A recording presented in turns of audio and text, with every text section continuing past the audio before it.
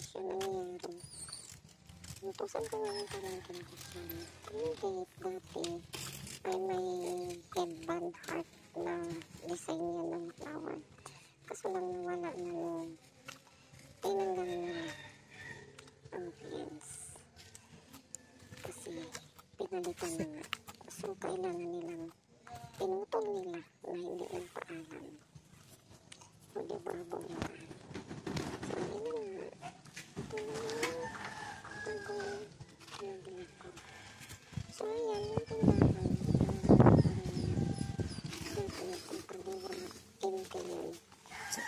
Ayun sa gitna natin. Ayun talaga. Ayan yung mga ano siya naman. Ayun ko. Ito na nga.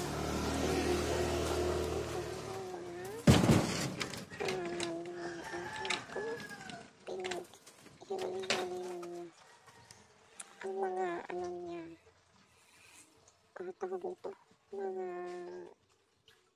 iba't ibang halaman.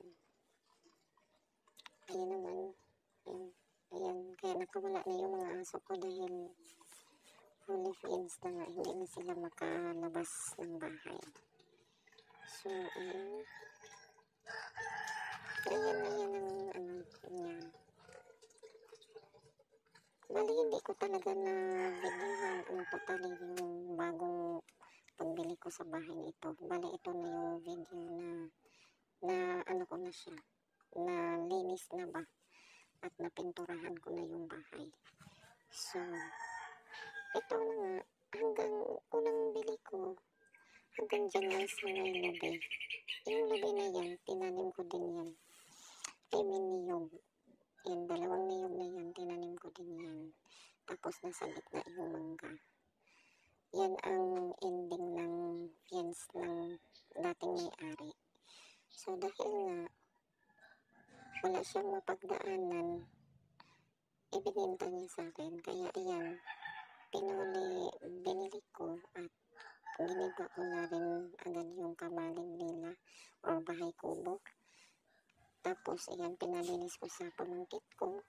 Kaya nila nalagyan ng fully fence. Yan yung alad na ginamit nila, yung mga kawayan lang noon. Kaya hindi naman pwede nila ulitin ko dahil nga may mga aso ako na napaka-spoiled. So, ayan, napaikutan na rin yan ng mga hero sa buong palibot. So, medyo may kalawakan din siya, guys. At, ayan, iniisip ko pa kung ano na naman ang i-extension dyan. So, bali yung isang bintana na yan, hindi ko pinagawa dahil ipatibag ko nga yan dahil gawing pinto pag nag-extension na ako. Pero, iisipin ko pa kung paano dahil mag-ipon pa tayo ng kayamanan. So, ayan na nga, itong dalakit, hindi ko na pinaputol or baliti sa Tagalog. Hindi ko siya pinaputol kasi gusto ko na siyang palakihin. Yan.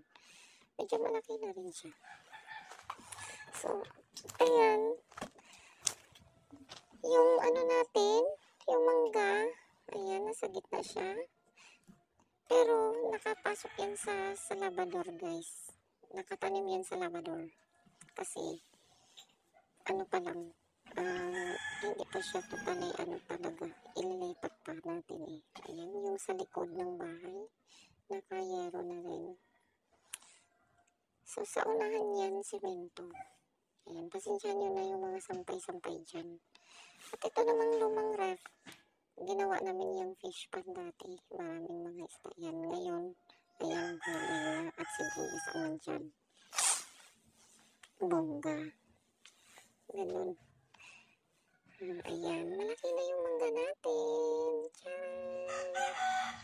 So, pag-isip natin yan kung saan natin ilipat na naman.